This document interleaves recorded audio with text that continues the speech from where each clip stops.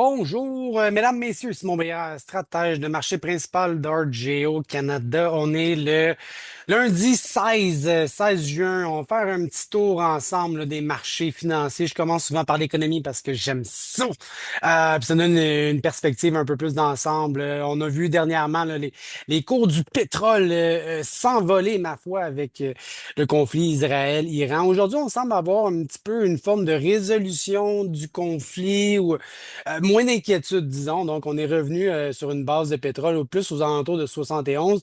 On avait touché presque 78. Donc, il y a beaucoup de volatilité, mais semble avoir une forme de confiance sur un certain... je parle beaucoup à l'hypothétique, là, vous comprendrez que je peux pas avoir la confirmation de tout ça, mais ça semble aller dans la bonne direction. Les contrats d'or, là aussi, ça a baissé dans les dernières heures. Donc, on voit une désescalade du conflit. Et les indices boursiers, le S&P 500, bon, on est à un cheveu d'atteindre les niveaux records. Donc, de toute évidence, le pétrole qui baisse, l'or qui baisse, les indices boursiers américains progressent et le dollar américain continue sa faiblesse. Donc, c'est vraiment là, une forme de confirmation que tout semble aller dans la bonne direction là, pour désamorcer le conflit entre l'Iran et Israël. Avec la baisse du dollar américain, hein, l'indice dollar américain ici, là, ben, ça coïncide avec une augmentation de la valeur de notre monnaie. Donc, si le dollar américain baisse, ben, le dollar canadien va augmenter. Hein. Toujours une sorte de tandem ou une balance, un équilibre entre les deux. On est rendu presque à 74 cents dans la pièce, donc on est vraiment loin des scénarios apocalyptiques, là, des tarifs, des droits de douane là, du mois de février. On est sur une tendance positive, même si fondamentalement, si ça, on le voit pas, on pense que l'économie canadienne, le PIB, l'inflation, les taux d'intérêt, ben, sur une base graphique, ben, on a une tendance qui est assez claire, là, une tendance haussière pour le moment. Je rappelle, pour mettre un peu de perspective, l'ère de Donald Trump, donc Trump 1.0 versus Trump 2.0. Le premier était en 2016-2017 à son élection. Là. On voyait que l'indice de l'or américain a été fortement propulsé en début de mandat jusqu'à temps qu'il va avoir son inauguration. Et ensuite de ça, ben, l'indice de l'or américain a suivi une tendance assez négative presque jusqu'à l'automne de l'année suivante. Donc, entre l'élection et un an plus tard, on voit qu'il y a souvent une période inquiétante au début et finalement, mais l'indice de l'or américain avait fini par chuter. Je vois une ressemblance. Les performances futures ne peuvent pas répliquer nécessairement les performances passées. Là, je me rappelle plus exactement c'est quoi le disclaimer, mais faire attention, c'est pas parce que c'est arrivé dans le passé que ça va nécessairement se reproduire, mais on peut s'en inspirer un tout petit peu. Et justement, là, le dollar canadien dans ces années-là, ben, on était flat, flat, flat. Oups, tout d'un coup, à partir de l'été, le dollar canadien avait augmenté même au-delà de 82 cents américains. Donc, est-ce qu'on a une situation similaire, peut-être un peu plus faible? Est-ce qu'on pourrait être surpris avec un dollar canadien un peu plus fort qu'on avait initialement pensé, puis on se retrouve à 75, 76, 77? Gardez ça en tête. Je dis pas que c'est sûr, mais je vois quand même une ressemblance. Cette semaine, on va avoir la Fed le 18 juin qui va émettre sa politique monétaire et c'est une certitude presque virtuelle qu'il n'y aura pas de baisse de taux cette semaine et on va se retrouver peut-être uniquement en septembre avec peut-être une chance de voir une baisse de taux d'intérêt, là, la première depuis des mois. Et ça serait peut-être à la fin de l'été sur le rapport de septembre. Donc d'ici là, retenez pas trop votre respiration pour une baisse des taux aux États-Unis.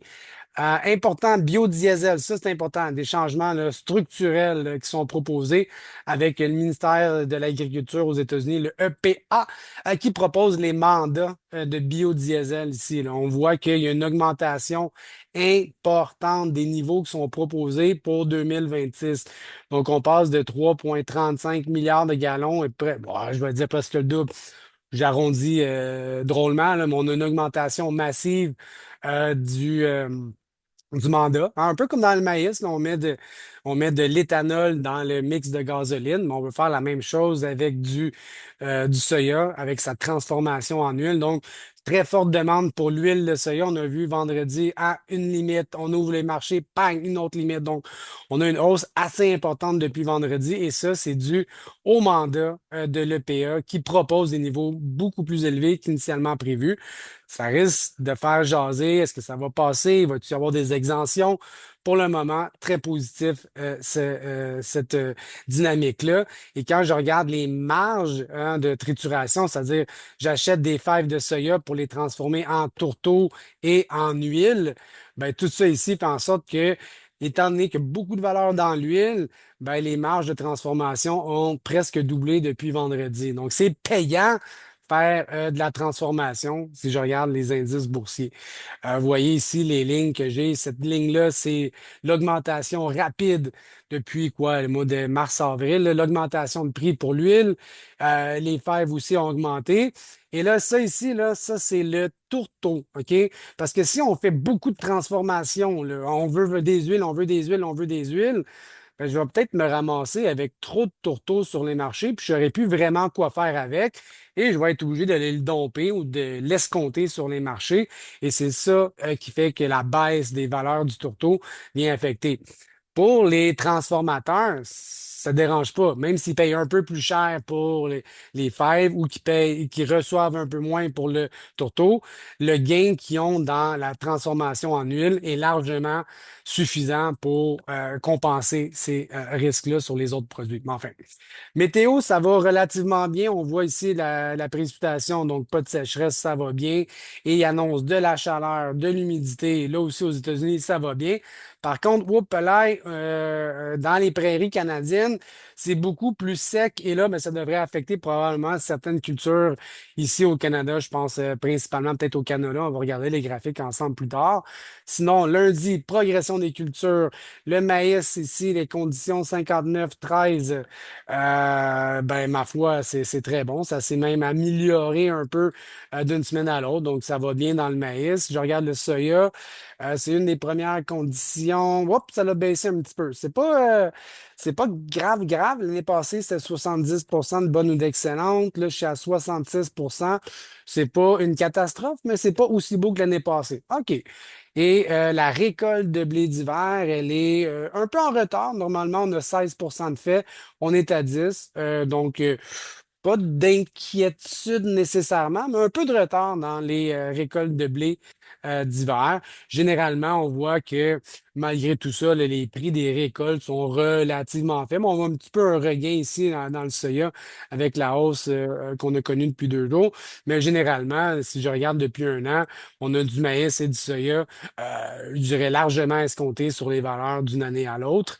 Et contrairement à ce que je disais, là, le canola, avec les conditions météorologiques, là aussi pour la transformation en huile, ben, pas le toto, pas le soya, ma foi, le canola est à des niveaux les plus élevés depuis un an. Donc, entre l'inquiétude sur la Chine et l'exportation et aujourd'hui, un monde de différence. Aujourd'hui, c'est payant, tant mieux. Super, on passe au prochain appel. Bingo! Hey, c'est un long vidéo. J'espère que je vous embête pas trop. L'élevage, je vais finir avec ça, l'élevage, parce que je trouve ça intéressant. Les contrats de Lean Hogs, hein, le petit cochon, si je fais ça ici, le cochon, cochon, cochon. Ah, ben, j'essaie de dessiner un cochon, mais ça marche pas. Oubliez ça. 96 cents la livre, c'est une augmentation d'à peu près 30 depuis le mois d'avril. Donc, ça ici, là, c'est majeur. C'est très rare qu'on ait des augmentations aussi violentes de 30 en aussi peu de temps. Donc, on voit vraiment l'augmentation des prix dans l'INOG. Et que ça se fait dans un moment où le maïs, ici, ma ligne blanche, le maïs est en tendance négative. Donc, si vous comprenez entre les lignes, ben, l'élevage vaut de plus en plus cher et le coût d'alimentation de moins en moins cher. Cet écart-là, c'est la rentabilité ou même la profitabilité. Et je pense que ça vaut absolument la peine de s'y intéresser, mettre en valeur là, notre part ici, là, avec des valeurs de plus en plus élevées, c'est assez rare qu'on a des marges aussi élevées longtemps en avance. Fait que je capitalise peut-être un peu là-dessus de ce temps-ci. Là, je trouve qu'il y a des opportunités intéressantes, même quand je regarde l'élevage en fonction du maïs dans les dernières années. Ça, pour comprendre, là, je fais juste le prix de l'élevage divisé par le prix du maïs.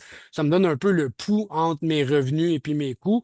Mais aujourd'hui, quand je fais ce ratio-là, à part aussi ma ligne mauve, là, ça a été la DEP en 2014, où je me ramasse aujourd'hui avec une des meilleures profitabilités de l'élevage pour ce qui est de l'automne. Fait que c'est sûr que si vous avez des plans de mise en marché, de la gestion de risque, le timing est pas mal plus fun là que quand on est dans les bas-fonds et qu'on perd de l'argent. Fait qu'aujourd'hui, là, intéressant, intéressant.